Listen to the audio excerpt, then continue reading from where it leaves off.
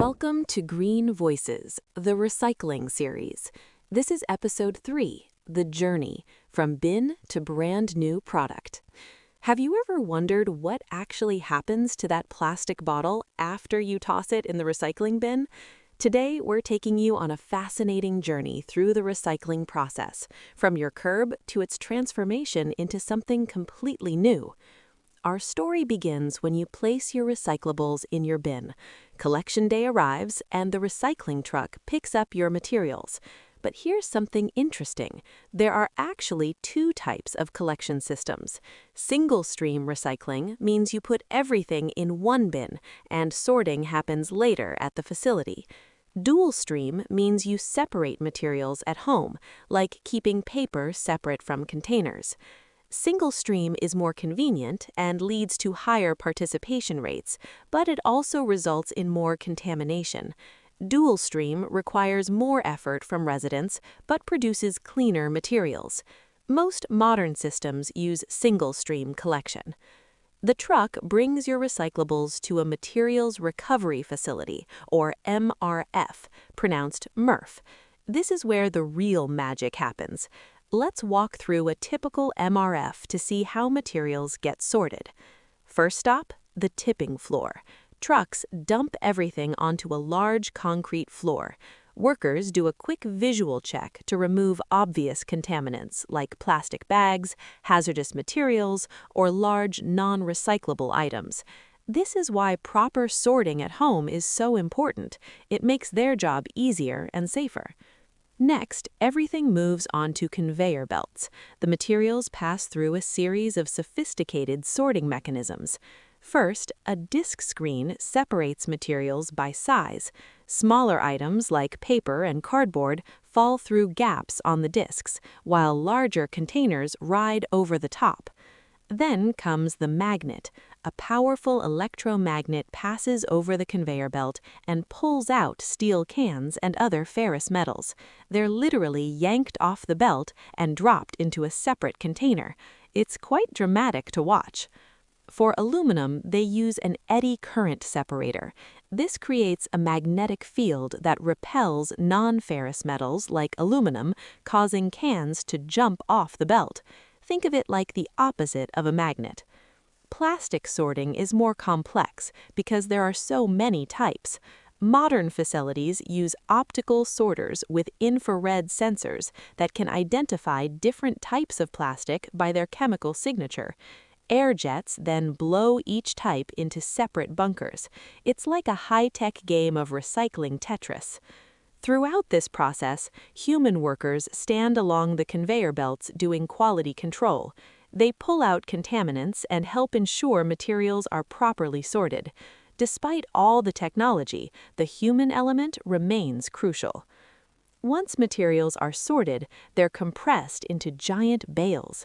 These bales can weigh up to 1,200 pounds. Baling makes the materials easier to store and transport. A facility might produce hundreds of bales per day.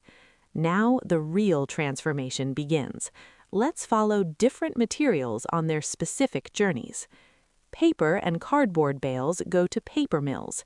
There, they're mixed with water and chemicals to create a pulp. The pulp is cleaned to remove inks, staples, and other contaminants.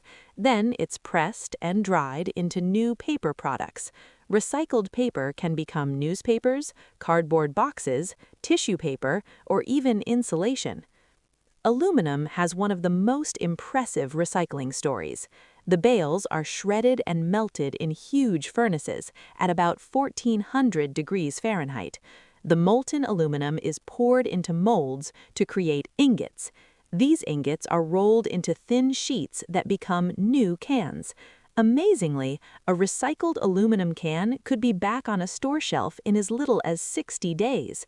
And here's the best part. Aluminum can be recycled infinitely without any loss in quality.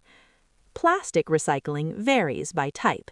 PET plastic, the kind used in water bottles, is shredded into tiny flakes. These flakes are washed, dried, and melted into pellets. The pellets can become new bottles, or they might be spun into polyester fiber for carpets and clothing. Yes, your fleece jacket might be made from recycled water bottles. HDPE plastic from milk jugs and detergent bottles follows a similar path but becomes different products like plastic lumber, trash cans, or drainage pipes. Glass is crushed into small pieces called cullet.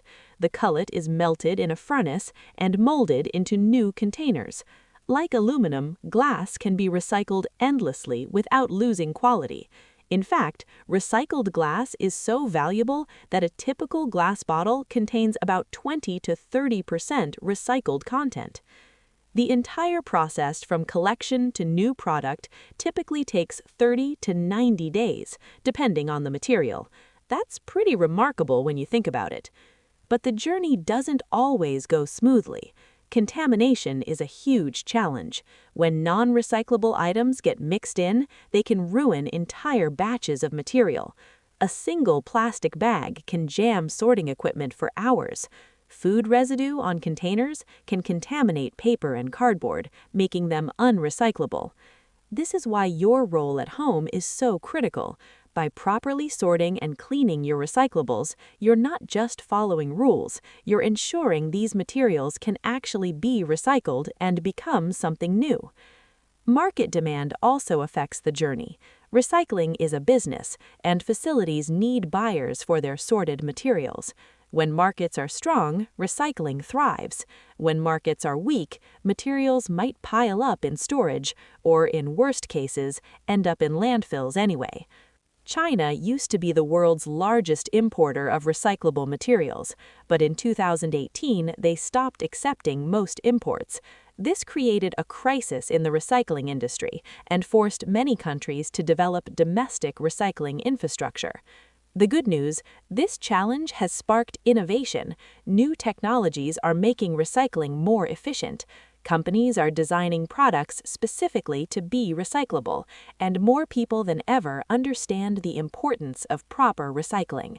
In our next episode, we'll explore how you can go beyond basic recycling and embrace creative upcycling projects right at home.